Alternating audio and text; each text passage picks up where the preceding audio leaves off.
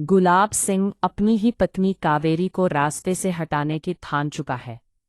उसके मन में डर भी है और लालच भी, क्योंकि अगर कावेरी होश में आकर सच बोल देती है तो उसका पूरा खेल खत्म हो जाएगा। लेकिन क्या ईशा के रहते हुए वह अपने इस घिनौने इरादे में सफल हो पाएगा? कहानी की शुरुआत होती है उस भावुक और तनाव भरे पल से, जब ईशा जी खुशबू भाभी के साथ सूरज से मिलने पुलिस स्टेशन पहुंचती है। सूरज की हालत बुरी है, मगर उसकी आंखों में बेगुनाही की पुकार साफ दिखाई देती है। वो बार बार ईशा से कहता है कि उसने कावेरी जी पर गोली नहीं चलाई, क्योंकि उसकी बंदूक में गोली थी ही नहीं। वो गिड़गिड़ाता है, समझाने की कोशिश करता है, लेकिन ईशा का दिल पत्थर बन चुका है। वो सूरज की शक्ल तक नहीं देखना चाहती।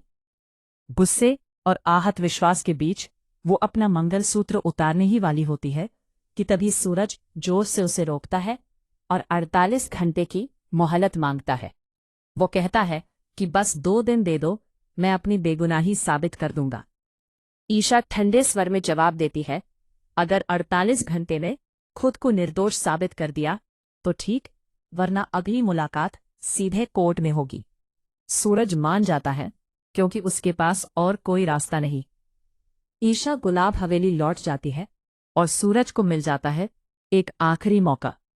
वो भेष बदलकर उस जगह पहुंचता है जहां कावेरी पर हमला हुआ था। एक तेज दिमाग वाले जासूस की तरह वो हर निशान, हर सबूत को ध्यान से परखता है।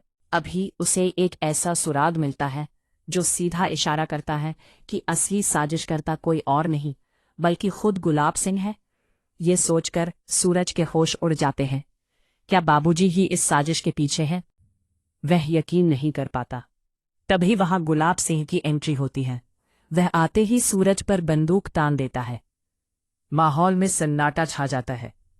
सूरज के मन में शक और डर दोनों घर कर लेते हैं, लेकिन गुलाब सिंह बड़ी चालाकी से बातों का जाल बुनता है।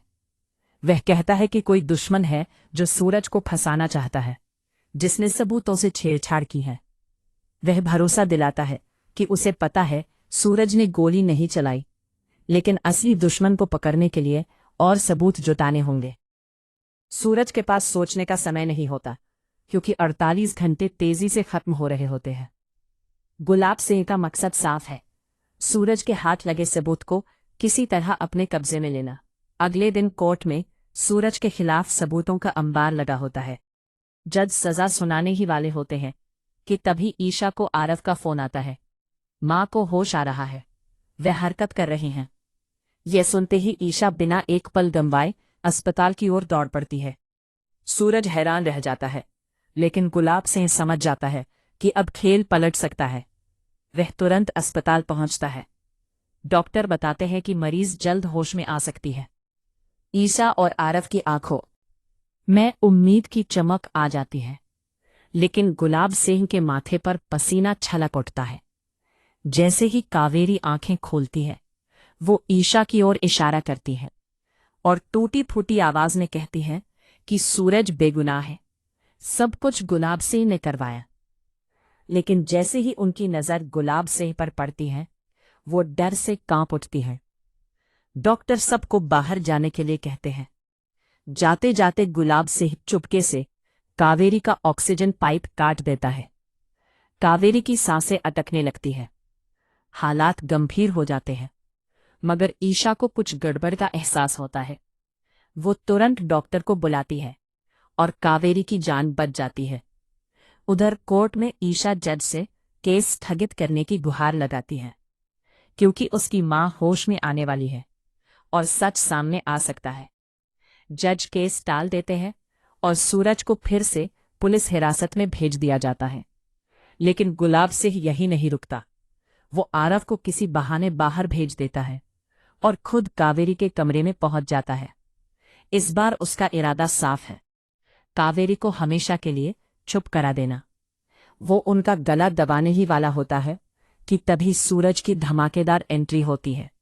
हवालात से भाग चुका होता है, क्योंकि उसे अंदाजा हो गया था कि असली गुनहगार कावेरी को खत्म करने जरूर आएगा। वह सीधे अस्पताल पहुंचता है और अपनी आंखों से गुलाब सिंह का असली चेहरा देख लेता है। गुस्से में सूरज गुलाब सिंह को कॉलर से पकड़कर बाहर खींच लाता है। दोनों के बीच जोरदार टकराव होता है। तभी वहां ईशा पहुंच जाती है। सूरज चिल्लाकर कहता है कि बाबूजी मां को मारने की कोशिश कर रहे थे, लेकिन गुलाब सिंह चालाकी से पलटवार करता है। वह ईशा से कहता है कि उसका पति बहुत खतरनाक है।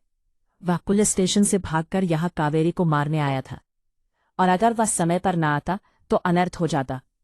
ईशा का दिमाग सुन्न पड़ जाता है। वह पहले ही उलझन और दर्द में है। सूरज गुस्से में गुलाब सिंह पर हाथ उठा देता है, जिससे हालात और बिगड़ जाते हैं। ईशा का भरोसा और डगमगा जाता है। वह सूरज पर विश्वास करने से इनकार कर देती है और उसे वहां से चले जाने को कह देती है। तभी पुलिस पहुंच जाती है और सूरज को फिर से गिरफ्तार कर लेती है। अब कहानी ऐसे मोड़ पर है जहां सच और झूठ की जंग खुलकर सामने आ चुकी है। क्या सूरज 48 घंटे की उस मोहलत को भुना पाएगा और अपनी बेगुनाही साबित कर सकेगा? क्या कावेरी पूरी तरह होश में आकर सच बयान कर पाएंगी? और क्या गुलाब सिंह अपने पापों की सजा से बच पाएगा, या कानून और किस्मत दोनों मिलकर उसे उसके कर्मों का फल देंगे?